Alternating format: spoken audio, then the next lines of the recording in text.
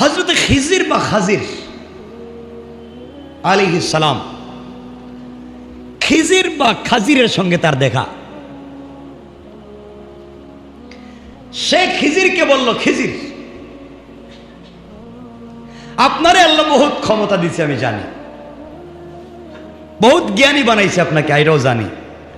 আপনার কাছে আমি জানতে চাই, আমার জন্য একটু দোয়া করেন যেন প্রতিবেশী যা পাবে আমি যেন সেই জিনিসটা ডাবল পাই। এর একটা বাড়ি হইলে আমার জন্য দুইটা হয়, এর একটা গাড়ি হইলে যেন আমার দুইটা হয়, এর যা হবে আমার জন্য ডাবল হয়। আমি কোনো দিনের কাছে মাথা নত করব না, আমার সহ্য হয় না, নাইলে রে মাইরে ফেলাই দিই, আমার ডাবল হওয়া চাই। হযরতে খিজির বললেন, এত লোভ এত হিংসা ভালো না, লোভ এবং হিংসা। লোকটার সঙ্গে দেখা। হযরতে খিজির বললেন, বাবা, একজনের উন্নতি দেখে তো এত এত থামসা করো কেন? না, আমার দরকার। হযরতে খিজির দোয়া করতে লাগলেন, তার জন্য আল্লাহর দরবারে দোয়া করলেন আর বলছেন, আল্লাহ তাআলা, এই বেচারা আমার কাছে দোয়া চায়, প্রতিবেশীর যা হবে তার জন্য ডাবল হয়। আল্লাহ তাআলা হযরতে খিজিরের দোয়াকে কবুল করে নিলেন। দোয়া কবুল হয়ে গেল। প্রতিবেশীর একতলা দালান, তার এখন দুইতলা। প্রতিবেশীর গাড়ি একটা, তার এখন দুইটা। প্রতিবেশীর দুইটা উট, তার এখন চারটা উট। ডাবল হয়েছে নি? কথা বলেন। ডাবল হয়ে গিয়েছে। তার মনে মনে বড় আশা, খিজির দোয়া করছে, দোয়া কবুল হয়ে গিয়েছে, প্রতিবেশী যা পাইছে আমার তো ডাবল হয়ে গিয়েছে। এই আনন্দে দিন কাটাচ্ছে আর মনে মনে খিজিরের অপেক্ষা করতেছে। আমি আরো বেশি চাইতাম যদি খিজিরকে পাইতাম। কিছুদিন পরে প্রতিবেশী একটা চোখ কানা হইছে, তার দুইটা কানা। আল্লাহু আকবার নাই? কারণ প্রতিবেশীর যা হবে তার ডাবল হওয়ার দোয়া। কথা ঠিক আছে তো? এখন প্রতিবেশীর একতলা বাড়ি, তার দুইতলা হইছে। প্রতিবেশীর যা হয়েছে তার ডাবল হয়েছে। এখন প্রতিবেশীর এক চোখ কানা, তার কয় চোখ? কিছুদিন পরে হযরতে খিজিরের সঙ্গে দেখা। খিজিরকে জড়াইয়া কাঁদতেছে আর বলতেছে, বাবা, হুজুর ভুল হয়ে গিয়েছে, বলছিলাম ওর যা হবে আমার ডাবল হবে। এখন তো এর এক চোখ গেছে, আমার দুই চোখ গেছে, ওর এক হাত গেছে, আমার দুই হাত গেছে। খিজির বললেন, আমার কিছু করার নাই, দোয়া তো কাজে লেগে গেছে, আরো সামনে অপেক্ষা করো, আরো সামনে বিপদ অপেক্ষা করো। কিছুদিন পরে প্রতিবেশীর এক পা নষ্ট, তার দুই পাও। এখন প্রতিবেশীর কিছুদিন পরে এক বাড়ি গেছে, তার দুই বাড়ি।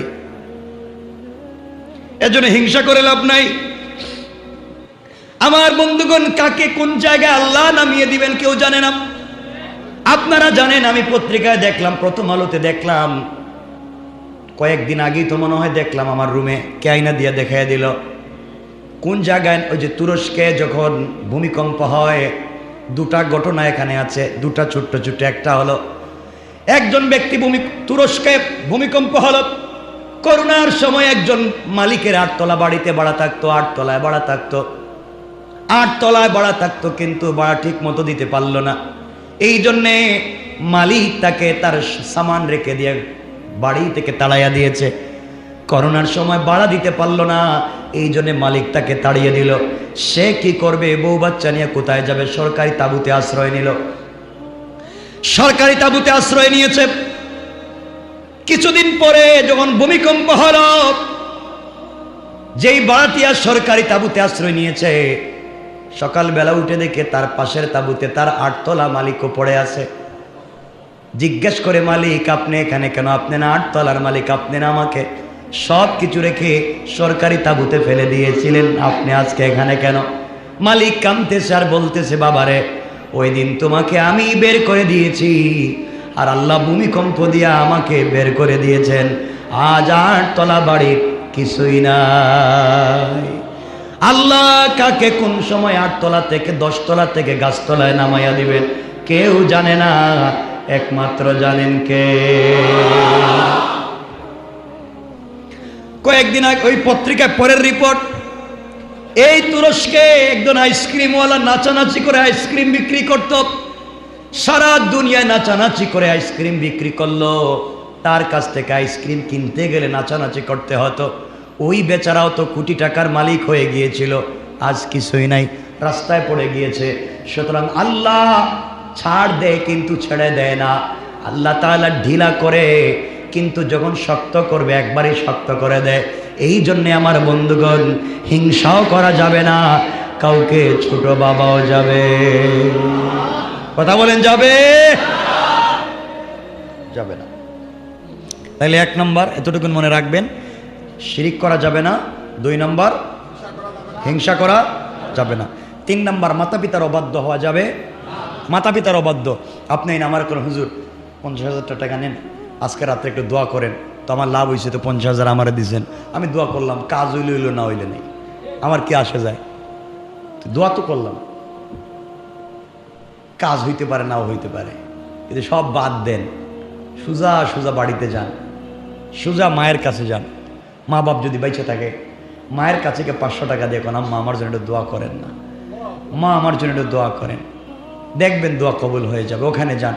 আমার কষ্ট হয়, 8-10টা বাচ্চা মায়ের আধা হাত পেটে জায়গা হয়, 8-10টা বাচ্চা মায়ের আধা হাত পেটে জায়গা হয়েছে, 8-10টা বাচ্চাকে মায়ের পেটে ধারণ করেছে, আর আজকে 8-10টা বাচ্চা বড় হয়ে 8-10টা ফ্ল্যাটের বিল্ডিং এর মালিক হয়েছে, কিন্তু বৃদ্ধ মায়ের 8-10টা বাড়িতে জায়গা হয় না।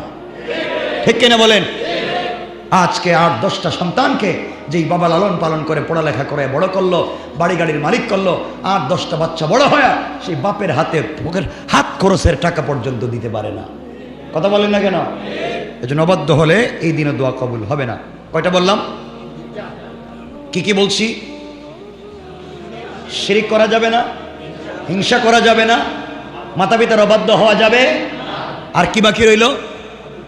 2টা, মাদক দ্রব্য সেবন করা, মদ পান করা। আপনি মদ পান জারি রেখে আজকে দোয়া করলে কবুল হবে না। এজন্য মাদককে না বলুন, মাদককে ছেড়ে দিন, আপনার সন্তানদেরকে বাঁচান, আপনার পরিবারকে বাঁচান, আপনার পরিবেশকে বাঁচান। ইনশাআল্লাহ।